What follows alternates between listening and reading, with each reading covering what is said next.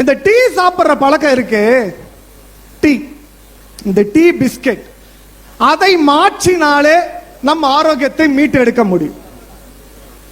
ஒரு டீ சார்ந்த ஒரு வரலாற்று கதையை இந்த இடத்துல நான் சொல்லிக்கொள்ள விரும்புகிறேன். டீ நம்மளோட உணவா? கிடையவே கிடையாது. இன்னைக்கு திரும்புற திசையெல்லாம் டீ கடை. எங்க வாங்க ஒரு டீ சும்மா சாப்பிட்டு போங்களேன்னு. ஒருத்தர் என்கிட்ட சிகிச்சை வரவர் சொல்றாரு, ஒரு நாளைக்கு நான் 15 to 20 டீயை குடிப்பேன் அப்படிங்கிறாரு.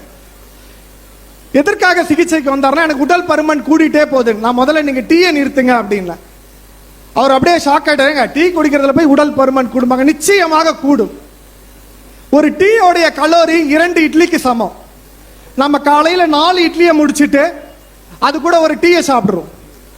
கிட்டத்தட்ட 6 இட்லி. ஒரு நாளைக்கு 15 டீ குடிக்கிறாங்க, 10 டீ குடிக்கிறாங்கன்னா கிட்டத்தட்ட 30 இட்லிக்கு எக்ஸ்ட்ரா சாப்பிட்றோம். இப்ப எந்த அளவுக்கு கலோரியை நம்ம உடம்புல சேர்க்கிறோம் அப்படிங்கிறது ரொம்ப ரொம்ப அவசியம். இதனால நமக்கு பிரச்சனை வரும். அந்த வரலாற்று கதையை நான் சொல்றேன். சீனாவில் இருக்கக்கூடிய சென்னாங் அப்படின்னு சொல்லக்கூடிய ஒரு பெரிய மன்னர், கிட்டத்தட்ட கிறிஸ்து பிறப்பதற்கு 4500 ஆண்டுகளுக்கு முன்னாடி அவர் பயணிச்சார்.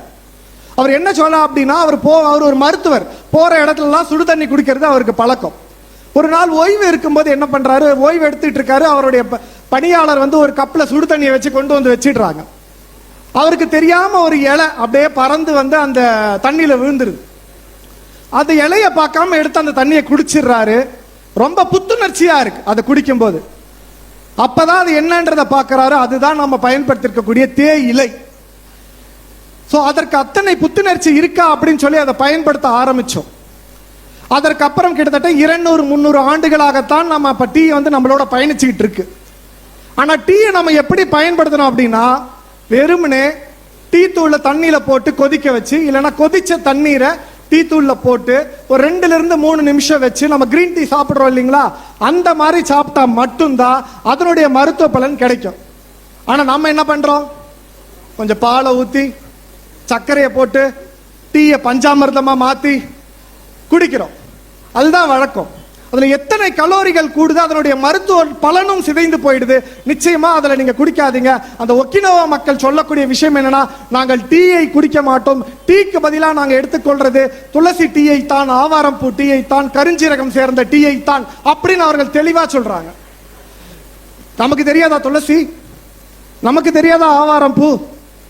ஆவாரை பூத்திருக்க சாவாரை கண்டதுண்டோன்னு பழமொழி நமக்காக தானே சொல்லிட்டு போனா. எத்தனை பேர் நம்ம பயன்படுத்துறோம்?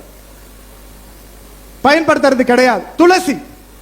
துளசியை நாம் பயன்படுத்த வேண்டும் என்றுதான் நம்ம கிட்ட நம்ம முன்னோர்கள் தள்ளிட்டு போனாங்க. நாம என்ன பண்றோம், நம்ம வீட்டு முற்றத்தில் துளசி செடியை வச்சு தெய்வமா கும்பிட்டு சுத்தி சந்தனம் குங்குமம் பொட்டு எல்லாம் வச்சு அது மேல இருக்க பொட்டை வச்சுக்கிட்டு அப்படியே கும்பிட்டுட்டு வந்துடும். தினசரி ஒரு 5 to 10 துளசி இலைகளை அந்த தண்ணீரில் போட்டு குடிச்சு பாருங்க, அத்தனை புத்துணர்ச்சி கிடைக்கும் நீங்க எடுத்துக்கக்கூடிய டீயை விட. கேன்சரை வரவிடாமல் தடுக்கக்கூடிய தன்மை அந்த துளசி டீக்கு இருக்குன்னு சொல்லி வெளிநாடுகள் ஆய்வு பண்றா. நம்ம ஊர் துளசி எடுத்து ஆய்வு பண்ணி பயன்படுத்துறான். நாம் அதை மறந்து மருத்துவமனை வாசலில் தவம் கிடக்கக்கூடிய சூழ்நிலையும் அவல நிலையும் இன்று உண்டாக்கிறது.